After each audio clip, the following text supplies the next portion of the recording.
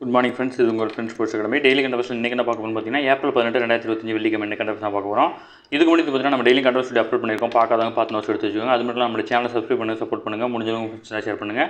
நம்மளுடைய friends police academy அப்படின்ற Telegram join பண்ணிக்கோங்க. இம்பார்ட்டன்ட் அப்டேட்ஸ் என்னென்ன கிடைக்கும். நம்மளுடைய பயிற்சி மையம் சார்பில் வந்து பார்த்தீங்கன்னா டெஸ்ட் பேட்ச் வந்து பார்த்தீங்கன்னா தொடங்கியிருக்கும். 2ஆம் நிலை காவலத்துக்கான டெஸ்ட் பேட்ச். இதில் வந்து பார்த்தீங்கன்னா மொத்தம் உங்களுக்கு 60க்கும் மேற்பட்ட தேர்வுகளும் 6000க்கும் மேற்பட்ட வினாக்களும் கிடைக்கும். நம்மளுடைய டெஸ்ட் பேட்சோட ஷெட்யூல் டிஸ்கிரிப்ஷனில் கொடுக்குறேன், வியூ பண்ணி பாருங்கள். கட்டாயம் உங்களுக்கு வந்து பார்த்தீங்கன்னா கட்டாயம் பிடிக்கும். மே 1ஆம் தேதி வந்து பார்த்தீங்கன்னா இந்த டெஸ்ட் வந்து பார்த்தீங்கன்னா தொடங்க இருக்கிறோம். விருப்பம் உள்ள மாணவர்கள் தாராளமாக இணைஞ்சிக்கலாம். நம்மளுடைய டெஸ்ட் பேட்சை பொறுத்தவரை வந்து பார்த்தீங்கன்னா 6லேருந்து 10 வரைக்கும் ஸ்கூல் புக் வந்து பார்த்தீங்கன்னா உங்களுக்கு கம்ப்ளீட்டாக கவர் பண்ணி கொடுத்துருப்போம். நீங்கள் ஷெட்யூலை ஒன்ஸ் பார்த்தா தான் உங்களுக்கு புரியும். தயவு செஞ்சு ஷெட்யூலை பார்த்துட்டு உங்களுக்கு ஏதாவது டவுட் இருந்துச்சு அப்படின்னா ஸ்க்ரீனில் தெரிஞ்ச நம்பருக்கு கால் பண்ணி உங்கள் டவுட்டை நீங்கள் கிளாரிஃபை பண்ணிக்கலாம். சரிங்களா? வாங்க ஃப்ரெண்ட்ஸ், கரண்ட் அஃபேர்ஸ் பார்த்துடலாம். விண்வெளித்துறையில் வந்து பார்த்தீங்கன்னா 10,000 கோடி முதலீடுகளுக்கு வந்து பார்த்தீங்கன்னா இலக்கு நிர்ணயிச்சிருக்கு தமிழக அரசு. ஓகேங்களா? அடுத்து வந்து பார்த்தீங்கன்னா விண்வெளி தொழில் கொள்கை 2025 அப்படின்ற ஒரு கொள்கைக்கு வந்து பார்த்தீங்கன்னா ஒப்புதல் கொடுத்துருக்காரு முதல்வர்கள். அது மட்டும் இல்லாமல் விண்வெளி சார்ந்த தயாரிப்புகளுக்கு காப்புரிமை வாங்குவதற்கு வந்து பார்த்தீங்கன்னா 50% சலுகை வரை அரசே வந்து பார்த்தீங்கன்னா அளிக்கும் அப்படின்னு சொல்லியிருக்காங்க. ஓகேங்களா? அது மட்டும் இல்லாமல் 300 கோடிக்கும் அதிகமான முதலீடுகள் சிறப்பு தொகுப்பு உருவாக்கம் கொள்கையில் வந்து பார்த்தீங்கன்னா வகை செய்யப்பட்டிருக்கு அப்படின்னு சொல்லியிருக்காங்க. விண்வெளி தொழில் சார்ந்த நிறுவனங்களுக்கு ஊதிய மானியமாக 1ஆம் ஆண்டில் 30%, 2ஆம் ஆண்டில் 20%, 3ஆம் ஆண்டில் வந்து பார்த்தீங்கன்னா 10% அளிக்க வந்து பார்த்தீங்கன்னா கொள்கை வந்து பார்த்திங்கன்னா கொள்கையில் தெரிவிக்கப்பட்டிருக்கிறதா வந்து பார்த்திங்கன்னா சொல்லியிருக்காங்க. ஓகேங்களா? இதெல்லாம் வந்து பார்த்திங்கன்னா தமிழக அரசு சார்பில் விண்வெளித்துறையில் எடுக்கப்பட்ட மிக முக்கிய முன்னெடுப்பு. நோட் பண்ணி வச்சுக்கோங்க. டிஎன்பிசிலாம் இந்த மாதிரி கொஸ்டின்ஸ் கேட்கலாம். ஓகேங்களா? அடுத்து வந்து பார்த்திங்கன்னா 1882 கோடியில் வந்து சிறுசேரியில் புதிய தரவு மையம் வந்து அமைக்க இருக்கிறாங்க. சிக்பி அப்படின்ற நிறுவனத்தினுடைய தரவு மையத்தை வந்து அமைக்க இருக்கிறாங்க. ஓகேங்களா? சிக்பி டெக்னாலஜி வந்து பார்த்திங்கன்னா இது வந்து பார்த்திங்கன்னா இணைய சேவைகளை கொடுக்குற ஒரு நிறுவனம், இணைய சேவை மற்றும் தொலைத்தொடர்பு கொடுக்குற நிறுவனம். அதனால் வந்து பார்த்திங்கன்னா இந்த நிறுவனம் எதனுடன் தொடர்புடையது அப்படின்னு கேட்டுருவாங்க டிஎன்எஸ் சார்பில். அதனால தான் இதை மென்ஷன் பண்ணி சொல்கிறேன். அதேமாதிரி வந்து எதிர்வரும் 2027ஆம் ஆண்டுக்குள்ள வந்து பார்த்திங்கன்னா சென்னையில் 13,000 கோடி முதலீடு மேற்கொள்ள சிக்பி நிறுவனம் வந்து பார்த்திங்கன்னா திட்டமிட்டிருக்காங்க. ஓகேங்களா? சிக்பி நிறுவனம்னா என்ன, அது எதனோட தொடர்புடையதுன்னு மட்டும் தெரிஞ்சுக்கிட்டால் போதுமானது. அதை தாண்டி கொஸ்டின் கிடையாது. டிஎன்பிசியில் தான் வந்து பார்த்திங்கன்னா ரொம்ப டீப்பாக கேட்பாங்க. ஓகேங்களா? அது இல்லாமல் நேற்று நம்ம கரண்ட் அஃபேர்ஸ் போட்டிருந்தோம். நேற்று கரண்ட் அஃபேர்ஸ் வந்து பார்த்திங்கன்னா ரொம்ப இம்பார்ட்டன்ட். அதனால் தயவு செஞ்சு அதை ஃபுல்லாக பார்த்துருங்க. ஓகேங்களா? அடுத்தது அதாவது நம்ம யூபிஐ பரிவர்த்தனை பற்றி வந்து பார்த்திங்கன்னா ஒரு சின்ன டேட்டா கொடுத்துருக்காங்க. சமீப காலமாக வந்து பார்த்திங்கன்னா இந்த யூபிஐ பரிவர்த்தனை பார்த்திங்கன்னா அப்பப்போ வந்து பார்த்திங்கன்னா ஒர்க் ஆகாமல் இருந்துச்சு. அதை பற்றி ஒரு ஆர்டிகல் கொடுத்துருக்காங்க. நமக்கு தேவையானது எக்ஸாம் பாயிண்ட் ஆஃப் வியூ மட்டும் நம்ம எடுத்துக்கலாம். தற்போதைய கணக்கெடுப்பின்படி நாட்டில் ஒரு வினாடியில் 3700 பரிமாற்றங்கள் வந்து பார்த்திங்கன்னா யூபிஐ மூலம் நடக்குது. ஓகேங்களா? இதில் நம்ம முதலிடத்தில் இருக்கிறோம்.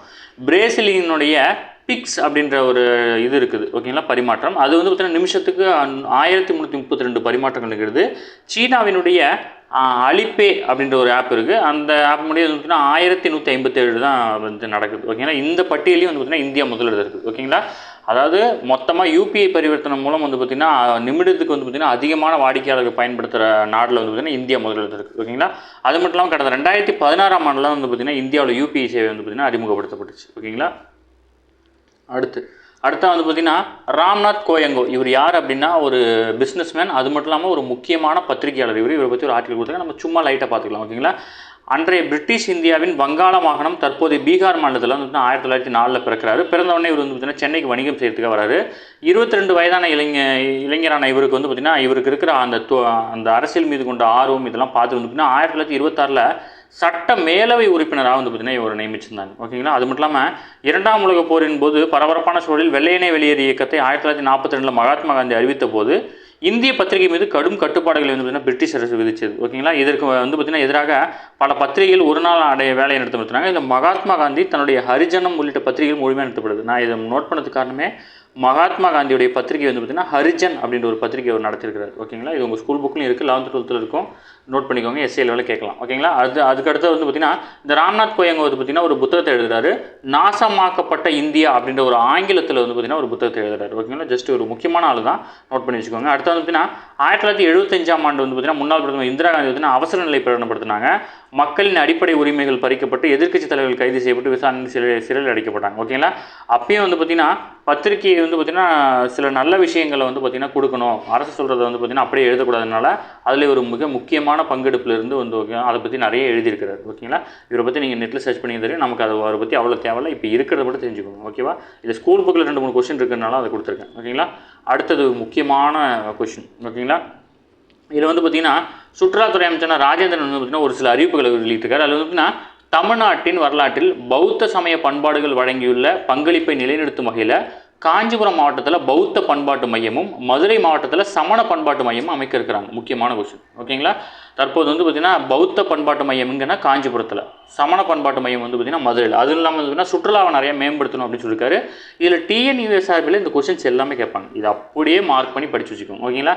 பைக்காரா நீர்வீழ்ச்சி நீலகிரி மாவட்டம் அவனே கொடுத்துருக்கான். இதெல்லாம் உங்கள் ஸ்கூல் புக்கில் இருக்கிறது தான், அதை தான் நான் மார்க் பண்ணி கொடுத்துருக்கேன். நீலகிரி மாவட்டம் பைக்காரா நீர்வீழ்ச்சி, சேலம் மாவட்டம் ஏற்காடு வந்து பார்த்திங்கன்னா சேலம் மாவட்டத்தில் இருக்குது, திண்டுக்கல் மாவட்டம் சிறுமலை, கள்ளக்குறிச்சி மாவட்டம் கல்வராயன் மலை, கோமிகை அணை, மணிமுத்தாறு அணை, மயிலாடுதுறை மாவட்டம் பூம்புகார், கடலூர் மாவட்டம் வீராணை ஏரி, பிச்சாவரம், திருப்பூரில் வந்து பார்த்திங்கன்னா அமராவதி, கோயம்புத்தூரில் ஆழியார் நீர்த்தேக்கம், ஈரோடில் பவானிசாகர் அணை, சேலத்தில் மேட்டூர் அணை, அப்புறம் வந்து கிருஷ்ணகிரியில் வந்து பார்த்திங்கன்னா கிருஷ்ணகிரி அணைன்னு ஒன்று இருக்குது, தேனியில் வந்து பார்த்திங்கன்னா வைகை அணை. இந்த மாதிரி அணைகள் இதெல்லாம் முக்கியமான சுற்றுலாத்தலம். உங்களுக்கு வந்து வளங்கள் அப்படின்ற டாப்பிக்கில் 7th சோசியலில் புவியியல் டாப்பிக்கில் இருக்குது. அதனால் இந்த உங்களுடைய மாடல் கொஸ்டின் பேப்பரில் இல்லை நிறைய கொஸ்டின் கேட்டிருந்தாங்க. அதனால தான் அதை மார்க் பண்ணி சொல்லியிருக்கேன். இதெல்லாம் மனப்பாடம் பண்ணிக்கும். ஓகேங்களா. அடுத்ததாக வந்து பார்த்திங்கன்னா தமிழகத்தில் திருநெல்வேலி மாவட்டம் மன்னார்கோயில் ஊரில் உள்ள தமிழ் கல்வெட்டு உள்ளிட்ட 12 வரலாற்று சின்னங்கள் பாதுகாக்கப்பட்டவையாக அறிவிக்கப்பட்டிருக்கு. ஓகேங்களா. இது முக்கியமான நோட் பண்ணி வச்சுக்கோங்க.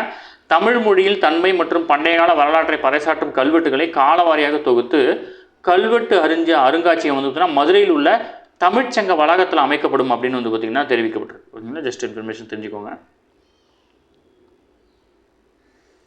அடுத்து வந்து பார்த்தீங்கன்னா மத்திய ரிசர்வ் படையினுடைய 86வது தொடக்க விழா வந்து பார்த்தீங்கன்னா நடந்துச்சு. இதில் வந்து பார்த்தீங்கன்னா அரச பிரதிநிதி காவல் அப்படின்னு வந்து பார்த்தீங்கன்னா 1939 உருவாக்கப்பட்டது தான் வந்து பார்த்தீங்கன்னா 1947 மத்திய ரிசர்வ் போலீஸ் படை அப்படின்னு பெயர் மாற்றப்பட்டுச்சு. 1950 மார்ச் 19 வந்து பார்த்தீங்கன்னா இப்படையினுடைய கொடி அப்போதைய உள்துறை அமைச்சரான சர்தார் வல்லபாய் பட்டேலிடம் ஒப்படைக்கப்பட்டது. இந்த தினத்தை தான் வந்து பார்த்தீங்கன்னா சிஆர்பிஎஃப் தினமாக வந்து பார்த்தீங்கன்னா கொண்டாடுறாங்க ஒவ்வொரு ஆண்டும். ஓகேவா. Just information. அடுத்து வந்து பார்த்தீங்கன்னா 3 ஆண்டுகளில் ஜெர்மனி ஜப்பானை விட இந்தியா பொருளாதார வளர்ச்சி அடைந்து வந்து பார்த்திங்கன்னா எல்லாரையும் பின்னுக்கு தள்ளி 3ஆம் இடத்துக்கு போய்டும் அப்படின்னு சொல்லிட்டு நிதி ஆயோக்கினுடைய தலைமைச் செயல் அதிகாரியான PVR சுப்பிரமணியம் அவர்கள் வந்து பார்த்திங்கன்னா தெரிவிச்சிருக்காரு. அடுத்த 3 ஆண்டுகளில் ஜெர்மனி ஜப்பானை பின்னுக்கு தள்ளி உலகின் 3வது பெரிய பொருளாதாரமாக இந்தியா உருவெடுக்கும். 2047 வந்து பார்த்திங்கன்னா $30 ட்ரில்லியன் பொருளாதாரம் உலகின் 2வது பெரிய பொருளாதார நாடாக இருக்கும் அப்படின்னு வந்து பார்த்திங்கன்னா நிதி ஆயோக்கினுடைய தலைமை செயல் அதிகாரியான சுப்பிரமணியன் அவர்கள் வந்து பார்த்திங்கன்னா தெரிவிச்சிருக்காரு. ஓகேங்களா. அடுத்து வந்து பார்த்திங்கன்னா மகாராஷ்டிராவில் பூனேயில் நடைபெறும் பிட்டே மகளிர் கிராண்ட் பிரீ செஸ் போர்ட்டில் வந்து பார்த்திங்கன்னா 4வது சுற்றில் வந்து பார்த்திங்கன்னா இந்தியாவின் கோனேர் ஹம்பி, திவ்யா தேஷ்முக் ஆகியோர் வந்து பார்த்திங்கன்னா வெற்றி பெற்றிருக்காங்க. அவங்க வந்து இவங்களுடைய பேர் ரொம்ப முக்கியம், எந்த விளையாட்டு வந்து தொடர்பு முக்கியம். இவங்க 2 பேருமே செஸ் வீராங்கனை. கோனேர் ஹம்பி வந்து லாஸ்ட்டாக ஒரு சாம்பியன் பட்டம் வாங்கியிருப்பாங்க. திவ்யா தேஷ்முக்கும் வந்து பார்த்திங்கன்னா முக்கியமான ஆள் தான். ஓகே, நோட் பண்ணிக்கோங்க. ஓகேவா. அடுத்தது தென்னாப்பிரிக்காவில் நடைபெற்ற போர்ட்ஸ் இன்விடேஷன்ஸ் ட்ராக் போட்டியில் வந்து பார்த்திங்கன்னா இந்தியாவின் ஈட்டி எறிதல் வீரரான நீரஜ் சோப்ரா வந்து பார்த்திங்கன்னா தங்கம் வென்றார். இந்த நீரஜ் சோப்ரா வந்து பார்த்திங்கன்னா ஈட்டி எறிதல் வீரர் அப்படின்றத ஞாபகம் வச்சுக்கோங்க. ஓகேவா. அடுத்தது பூமிக்கு வெளியே வந்து பார்த்திங்கன்னா ஒரு உயிரினம் இருக்கிறதா இதுவரை இல்லாத உறுதியான ஆதாரத்தை வந்து பார்த்திங்கன்னா கொடுத்துருக்காங்க. சூரிய குடும்பத்துக்கு வெளியே, அதாவது K2-18b அப்படின்னு அந்த கிரகத்துக்கு வந்து பேர் வச்சுருக்காங்க. அந்த கிரகத்தில் உயிரினங்கள் இருக்கலாம் அப்படின்றது இதுவரை இல்லாத மிக உறுதியான ஆதாரங்கள் வந்து பிரிட்டன் ஆய்வாளர்கள் வந்து பார்த்திங்கன்னா கணிச்சிருக்காங்க. அமெரிக்க விண்வெளி ஆய்வு மையமான நாசாவின் ஜேம்ஸ் வெப் அப்படின்ற விண்வெளி தொலைநோக்கில் பதிவான தரவுகளை கொண்டு பிரிட்டன் கேம்பிரிட்ஜ் பல்கலைக்கழக நிபுணர்கள் மேற்கொண்ட ஆய்வில் தான் இந்த ஆதாரம் வந்து கிடச்சிருக்கு. பூமியிலிருந்து 124 ஒளியாண்டு தொலைவில் வந்து பார்த்திங்கன்னா இது அமைஞ்சிருக்கு. ஓகேங்களா. K2-18b இந்த கிரகத்தில் வளிமண்டலத்தில் நீராவி இருப்பதாக ஹப்பிள் விண்வெளி தொலைநோக்கி கடந்த 2019ஆம் ஆண்டு வந்து பார்த்திங்கன்னா கண்டுபிடிச்சிருந்துச்சு. ஓகேங்களா. ஜஸ்ட் இப்போதைக்கு இந்த இன்ஃபர்மேஷன் மட்டும் போதும். இது தாண்டி எதுவுமே கேட்க வாய்ப்பு இல்லை. ஓகே ஃப்ரெண்ட்ஸ், இன்னைக்கு கண்டபஸ் அவ்வளோதான். தாண்டி எதுவுமே கேட்க வாய்ப்பு இல்லை. டெய்லி கண்டபஸ் டெய்லி பார்த்துருங்க. அப்போ தான் மந்த்லி வீக்லி படிக்கும் ஈஸியாக இருக்கும். நம்ம சேனலை சப்ஸ்கிரைப் பண்ணுங்கள், சப்போர்ட் பண்ணுங்கள். முடிஞ்சாலும் உங்கள் ஃப்ரெண்ட்ஸ் எல்லாம் ஷேர் பண்ணுங்கள். நம்மளுடைய ஃப்ரெண்ட்ஸ் போலீஸ் அகாடமி அப்படின்ற டெலிகிராம் சேனல் ஜாயின் பண்ணிக்கோங்க. இம்பார்ட்டன்ட் அப்டேட்ஸ் ஒன்று கிடைக்கும். நம்மளுடைய டெஸ்ட் பேஜில் இணையணும் அப்படின்னு விருப்பப்பட்டீங்கன்னா ஷெட்யூல் டிஸ்கிரிப்ஷனில் கொடுக்குறேன், வியூ பண்ணி பாருங்கள். May 1 டெஸ்ட் ஸ்டார்ட் ஆகுது. ஷெட்யூல் உங்களுக்கு ஏதாவது டவுட் இருந்துச்சுன்னா ஸ்க்ரீனில் தெரிஞ்ச நம்பருக்கு கால் பண்ணுங்கள். இந்த பேட்சில் வந்து பார்த்திங்கன்னா நம்ம 100 பேர் மட்டும் தான் எடுக்க போகிறோம். முதல்ல அட்மிஷன் போட போகிறோம். 100 பேர் மட்டும் தான் எடுக்க போகிறோம். அதனால் விருப்பமுள்ள மாணவர்கள் விரைவில் ஜாயின் பண்ணிக்கோங்க. சரிங்களா. Thank you friends.